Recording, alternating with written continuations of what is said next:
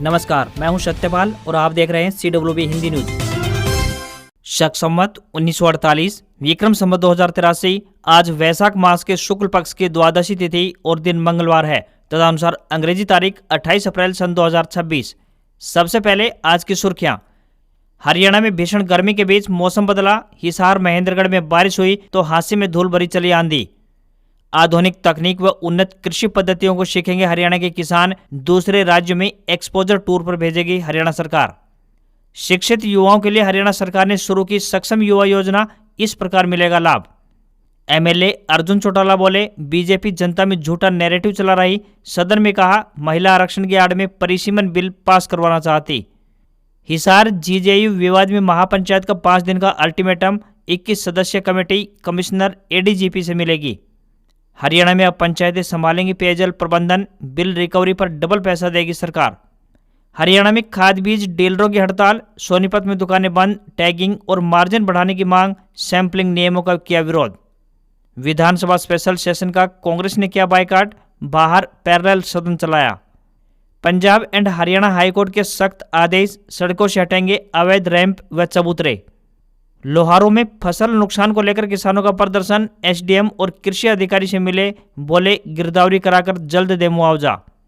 हरियाणा में ऑटो चालकों व ड्राइवरों के लिए बड़ी खुशखबरी, मुख्यमंत्री ने किया ये ऐलान। CBSE 12वीं का रिजल्ट घोषित होने की घड़ी आई नजदीक, इस बार OSM तकनीक से जांची गई आपकी कॉपियां, बताएंगे पूरी अपडेट। और राजस्थान में गर्मी के बीच बारिश, बीकानेर गंगानगर में ओले गिरे तो बिहार में गर्मी से 2 मौतें, देश के 7 शहरों में तापमान 46 डिग्री सेल्सियस के पार पहुंचा। और अब खबरें विस्तार से।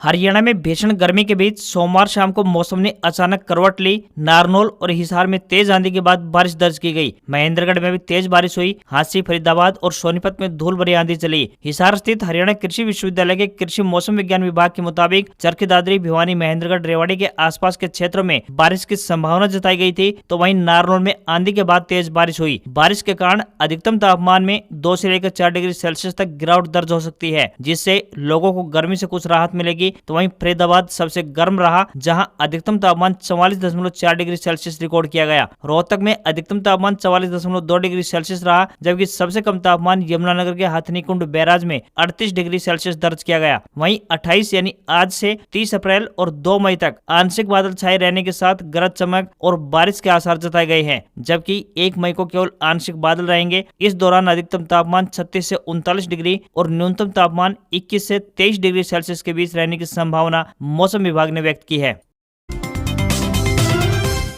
हिसार की गुरु जंबेश्वर यूनिवर्सिटी यानी GJU में विवाद के बाद सोमवार को क्रांतिमान पार्क में जननायक जनता पार्टी यानी JJP की ओर से छात्र हित महापंचायत की गई। इस महापंचायत में फैसला लिया गया है कि 21 सदस्यीय कमेटी कमिश्नर और ADGP से मुलाकात कर अपनी बात रखेगी। साथ ही महापंचायत के द्वारा सरकार को 5 दिन का अल्टीमेटम दिया गया। महापंचायत में मांग की गई है कि यूनिवर्सिटी प्रशासन द्वारा सस्पेंड किए गए सभी छात्रों को तुरंत बहाल किया जाए। हिसार व कुरुक्षेत्र में छात्रों पर दर्ज मुकदमों को वापस लिया जाए। यूनिवर्सिटी परिसर में सभी छात्र संगठनों को अपने कार्यक्रम आयोजित करने की अनुमति देने की मांग की गई है। इसके अलावा प्रदेश में शिक्षा शुल्क को नियंत्रित करने के लिए फीस रेगुलेटरी बोर्ड के गठन, छात्रों के लिए एक्टिविटी सेंटर की स्थापना और मेस में मिलने वाले भोजन की गुणवत्ता की जांच कराने की भी मांग उठाई गई। वहीं पुलिस और छात्रों के बीच हुए विवाद की निष्पक्ष जांच के लिए SIT गठित करने की मांग भी रखी गई है। हरियाणा सरकार की तरफ से शिक्षित युवाओं के लिए एक बड़ी पहल की गई है। शिक्षित युवाओं को आर्थिक सहायता प्रदान करने के लिए सरकार ने एक नया कदम उठाया है। इसके लिए सरकार ने सक्षम युवा योजना की शुरुआत की है। सरकार की इस योजना के तहत युवाओं को, पंजीकृत युवाओं को बेरोजगारी भत्ता प्रदान किया जाएगा। युवाओं को सरकारी विभागों, बोर्ड निगमों में 100 घंटे काम करने पर 6,000 रुपए मानदेय प्रदान किया जाता है। यह स्कीम हरियाणा के स्थायी निवासियों के लिए लागू की गई है। योजना का लाभ लेने के लिए आवेदक का 12वीं पास ग्रेजुएट या पोस्ट ग्रेजुएट होना जरूरी है और वह बेरोजगार हो तभी उसे इस योजना का लाभ मिलेगा। इस स्कीम के लिए आवेदक की आयु 18 से 35 वर्ष के बीच होनी चाहिए। परिवार की वार्षिक आय की बात करें तो 3 लाख रुपए से अधिक नहीं होनी चाहिए। योजना का लाभ लेने के लिए आवेदक को रोजगार कार्यालय में पंजीकरण करवाना अनिवार्य है। आवेदकों की योग्यता के आधार पर मासिक भत्ता मिलेगा, यानी 12वीं पास को 1,200 रुपए, ग्रेजुएट को 2,000 रुपए और पोस्ट ग्रेजुएट को 3500 रुपए प्रति माह भत्ता प्रदान किया जाएगा।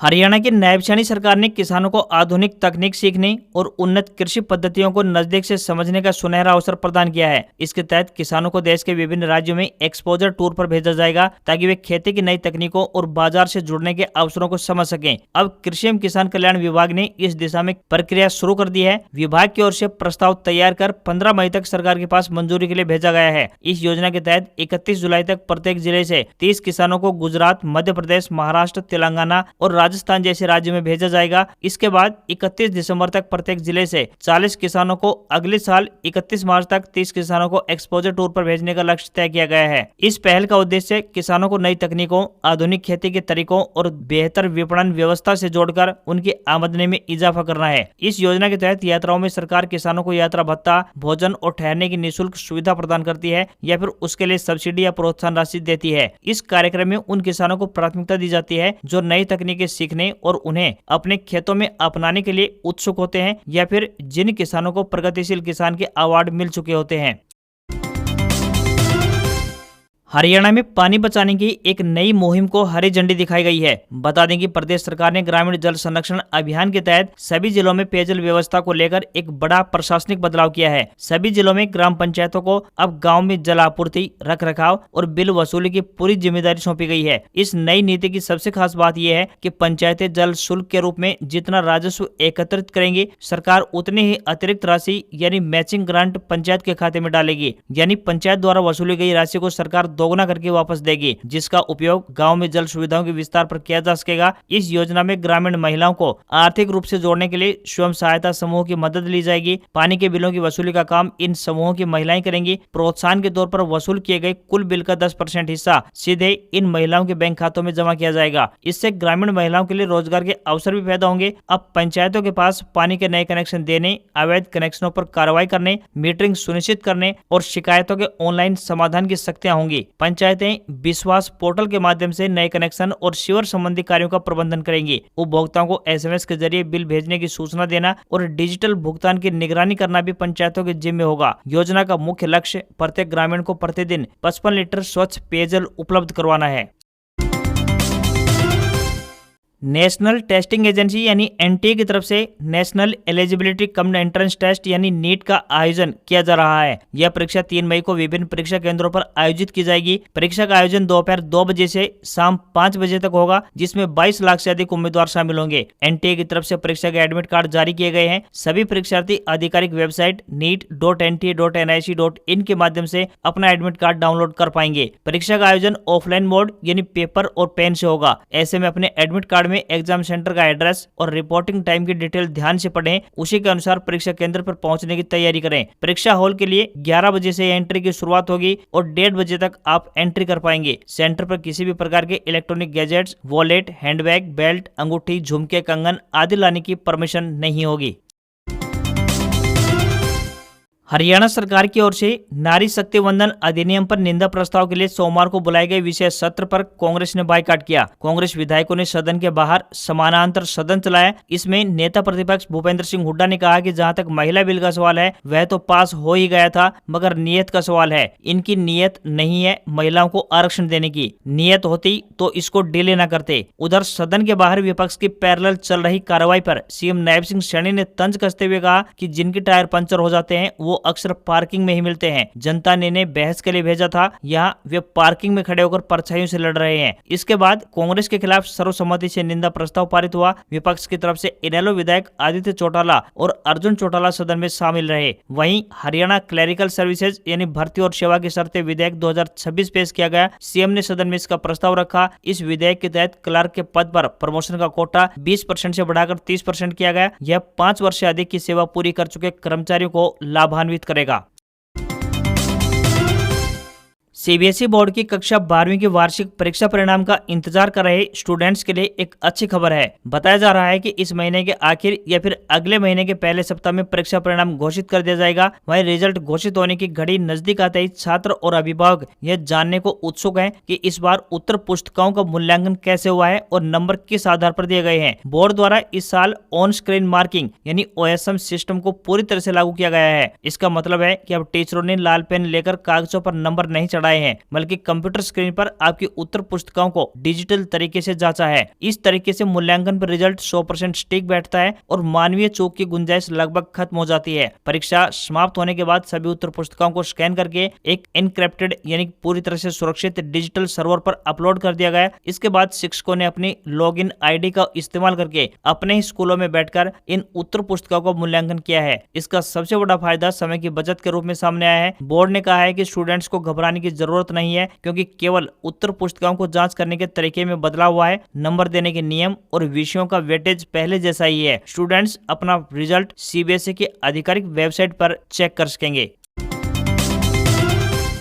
भारतीय मजदूर संघ द्वारा ऑटो चालकों एवं ड्राइवरों के लिए श्रम कल्याण बोर्ड के गठन की मांग कर घोषणा करते हुए हरियाणा के मुख्यमंत्री नायब सिंह सैनी ने कहा कि प्रदेश सरकार संगठित श्रमिकों के सामाजिक एवं आर्थिक विकास के लिए राज्य सामाजिक सुरक्षा बोर्ड का गठन करेगी, जिसके माध्यम से ऑटो चालकों और ड्राइवरों को भी सामाजिक सुरक्षा का लाभ प्रदान किया जाएगा। उन्होंने बताया कि सरकार द्वारा सेवा सुरक्षा नियम लागू करने की घोषणा पहले ही की जा चुकी है, जिसके तहत कर्मचारियों को नियुक्ति पत्र जारी करने की प्रक्रिया वर्तमान में चल रही है। 15 जून तक इस प्रक्रिया को पूरा करते हुए सभी पात्र कर्मचारियों को नियुक्ति पत्र प्रदान किए जाएंगे। सीएम ने कहा कि हरियाणा देश का पहला ऐसा राज्य है जिसने कोड ऑन वेजेस के प्रावधानों के तहत न्यूनतम बेसिक वेतन में 35% की रिकॉर्ड बढ़ोतरी कर श्रमिकों को बड़ी राहत पहुंचाने का काम किया है। आज न्यूनतम वेतन बढ़कर 19,425 रुपए हो चुका है। उन्होंने कहा कि श्रमिकों और उनके परिवारों के स्वास्थ्य, शिक्षा और आवास सहित हर जरूरत का ख्याल रखना सरकार की सबसे बड़ी जिम्मेदारी है। किसी भी राज्य के उत्थान में श्रमिकों की मेहनत महत्वपूर्ण भूमिका अदा करती है।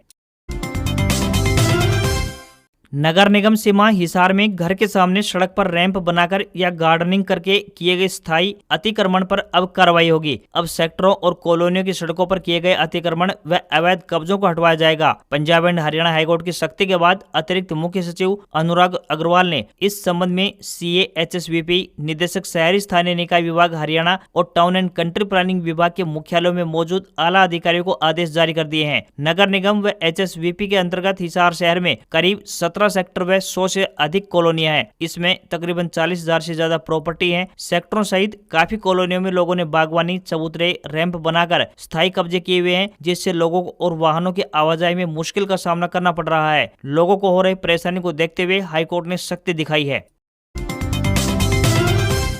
खेल के मैदान से हरियाणा के लिए एक और गौरवमयी खबर सामने आ रही है। बता दें कि चरखी दादरी जिले के गांव इमलोटा निवासी पहलवान सुजीत कलकल ने एक और बड़ी उपलब्धि हासिल कर हरियाणा का नाम देश ही नहीं बल्कि पूरे विश्व में रोशन कर दिया है। दुनिया भर में हरियाणा के लाल सुजीत कलकल की पहचान कुश्ती किंग के रूप में की गई है। नेशनल और इंटरनेशनल स्तर पर आयोजित हो रही कुश्ती प्रतियोगिताओं में लगातार अच्छा प्रदर्शन कर पदक जीतते हुए सुजीत कलकल ने यूनाइटेड वर्ल्ड रेसलिंग में शानदार छलांग लगाई है। अपने इस बेहतरीन प्रदर्शन की बदौलत वो दुनिया के नंबर 1 पहलवान बन गए हैं। उनकी इस उपलब्धि पर खेल प्रेमियों ने दादरी जिले सहित हरियाणा और भारत देश के लिए गौरव का क्षण बताया है। बता दें कि 65 किलोग्राम भार वर्ग में देश का प्रतिनिधित्व करते हुए सुजीत कलकल ने दुनिया भर के बड़े नामी पहलवानों को कुश्ती अखाड़े में चित करते हुए अंडर 23 वर्ल्ड चैंपियनशिप सहित कई अन्य बड़ी प्रतियोगिताओं में गोल्ड मेडल हासिल किए हैं। इस शानदार प्रदर्शन की बदौलत उन्होंने दुनिया के नंबर 1 पहलवान होने का खिताब अपने नाम हासिल किया है। Hindu college of education Loharu Bhiwani ने helper, librarian, store keeper, accountant, assistant और अन्य कई पदों के लिए भर्ती अधिसूचना जारी कर दी है। इच्छुक उम्मीदवारों से इन पदों पर भर्ती के लिए आवेदन मांगे गए हैं। जो भी उम्मीदवार इन पदों के लिए इच्छुक हैं वे अपने आवेदन भेज सकते हैं। ये भर्तियां रेगुलर आधार पर होने जा रही है। पुरुष और महिला दोनों वर्गों के उम्मीदवार आवेदन कर सकते हैं। आवेदन करने की अंतिम तिथि की बात करें तो 2 मई है। Librarian, store keeper, lab assistant, lab attendance helpers व support staff, technical assistant, officer सह अकाउंट असिस्टेंट और ऑफिस असिस्टेंट सह कंप्यूटर ऑपरेटर के पदों पर यह भर्तियां होने जा रही हैं। किसी भी वर्ग के उम्मीदवारों को कोई भी आवेदन शुल्क नहीं देना है। न्यूनतम आयु 18 वर्ष और अधिकतम आयु 42 वर्ष तय की गई है। महिला आरक्षण बिल के संदर्भ में सोमवार को हरियाणा सरकार द्वारा एक दिवसीय विधानसभा सत्र बुलाया गया। बीजेपी सरकार इस बिल पर विपक्ष की प्रति निंदा प्रस्ताव लेकर आई, जिस पर कांग्रेस एवं इनेलो से हल्ला बोला गया। इसी पर इनेलो के रानिया से विधायक अर्जुन चौटाला ने बोलते हुए कहा कि बीजेपी सरकार द्वारा बार बार सिर्फ एक ही बात कही जा रही है कि नारी शक्ति वंदन अधिनियम को विपक्ष पास नहीं करवाना चाहता। यह बात कहकर बीजेपी प्रदेश की जनता में सिर्फ भ्रम फैला रही है। विधायक अर्जुन बोले, सच्चाई ये है कि महिला आरक्षण बिल सितंबर 2023 में लोकसभा और राज्यसभा दोनों सदनों में बहुमत से पास हो चुका है। विपक्ष ने 131 में संवैधानिक संशोधन को पास होने से रोका है। इसका जिक्र बीजेपी सरकार नहीं कर रही है। 2023 में जब महिला आरक्षण दिया गया था तब यह फैसला भी कर लिया गया था कि पहले देश में जनगणना होगी, उसके बाद महिला आरक्षण लागू किया जाएगा। दरअसल सच्चाई ये है कि बीजेपी महिला आरक्षण बिल की आड़ में परिसीमन बिल पास करवाना चाहती थी, जिसके पास होने के बाद बीजेपी अपनी मनमर्जी से परिसीमन करती। महिला आरक्षण कोटा सिस्टम से आता है। अगर परिसीमन बिल पास हो जाता तो बीजेपी सरकार सीटों का आरक्षण भी अपनी मनमर्जी से ही करती। यह बीजेपी सरकार की बहुत सोची समझी चाल थी। अर्जुन चौटाला ने कहा कि बीजेपी सरकार ड्रोन दीदी का जोर शोर से जनता में बखान करती है। 2 सालों में सिर्फ 36 ड्रोन दीदी ही तैयार कर पाए हैं। हरियाणा में 92 लाख महिलाएं हैं। कम से कम 36,000 ड्रोन दीदी तैयार की जानी चाहिए थी, तब हम मानते कि हरियाणा में नारी सशक्तिकरण आगे बढ़ा है। अगर बीजेपी सच में नारी सशक्तिकरण करना चाहती है तो उनकी अच्छी शिक्षा पर ध्यान दें और महिला आरक्षण बिल को परिसीमन बिल से हटाएं। महिला आरक्षण को लॉटरी सिस्टम से लाएं। गंदी राजनीति कर जनता को गुमराह न करें। ग्रेव्स इलेक्ट्रिक मोबिलिटी ने भारत में अपना updated electric scooter Ampere Magnus Neo launch कर दिया है। कंपनी ने नए मॉडल में बदलाव करने के बजाय रोजमर्रा के इस्तेमाल को बेहतर बनाने के लिए तैयार किया है। कंपनी का दावा है कि फुल चार्ज पर ई स्कूटर 118 किलोमीटर की रेंज देगा और इसकी टॉप स्पीड 65 किलोमीटर प्रति घंटा है। दिल्ली में इसकी एक शोरूम कीमत 86,999 रुपए रखी गई है। भारत में इसका मुकाबला बजाज चेतक और एथर रिजडा से रहेगा। स्कूटर में आरामदायक लंबी राइड के लिए सीट को रीडिजाइन किया गया है, जो कम हाइट वाले लोगों के लिए भी आरामदायक है। स्कूटर का कुल वजन 103 किलो है। हल्का वजन होने के कारण इसे ट्रैफिक में हैंडल करना और पार्क करना काफी आसान हो जाता है। कंपनी के अनुसार यह स्कूटर 118 किलोमीटर की रेंज देता है। हालांकि इको मोड में इसकी रियल वर्ल्ड रेंज 85 से 90 किलोमीटर निकलकर सामने आती है। स्कूटर की टॉप स्पीड की बात करें तो 65 किलोमीटर प्रति घंटा है। ऑफ बोर्ड चार्जर की मदद से इसे 0 से 80% तक चार्ज होने में लगभग 5 घंटे का समय लगता है। सामान रखने के लिए इसमें 22 लीटर का अंडर सीट स्टोरेज स्पेस मिलता है, जिसमें हेलमेट या फिर छोटा बैग आसानी से रखा जा सकता है। भारतीय शेयर बाजार में बढ़त देखने को मिली। सेंसेक्स 639 अंक की तेजी के साथ 77,304 के लेवल पर बंद हुआ। निफ्टी में 195 अंक की बढ़त रही और ये 24,093 के स्तर पर कारोबार कर रहा है। ऑटो, आईटी, मेटल, मीडिया और फार्मा शेयर्स में अधिक खरीदारी देखने को मिली। वहीं ब्रेंट क्रूड ऑयल की कीमतें यानी कच्चे तेल की कीमतें $106 प्रति बैरल के पार निकल गई है। बाजार में तेल की मजबूत डिमांड और स्ट्रेट ऑफ हॉर्मुज को लेकर चिंता बढ़ी हुई है, जिस वजह से तेजी आई है। हॉर्मुज को तेल की सप्लाई के लिए सबसे अहम रास्ता माना जाता है। तो वहीं दूसरी तरफ सोने चांदी के दाम में गिरावट रही। India Boolean and jewellers association के अनुसार 1 किलोग्राम चांदी 105 रुपए गिरकर 2,43,720 रुपए पर पहुंच गई है। वहीं 10 ग्राम 24 कैरेट सोना 293 रुपए गिरकर 1,51,186 रुपए प्रति 10 ग्राम के स्तर पर पहुंच गया है। तो वहीं दूसरी तरफ 22 कैरेट सोने का दाम 1,38,486 रुपए प्रति 10 ग्राम के स्तर पर पहुंच गया है। आज खबरों में बस इतना ही। देखते रहिए आपका अपना हरियाणा का सबसे बेहतरीन news channel CWB Hindi news. नमस्कार। इसी आशा के साथ आपका दिन शुभ रहे।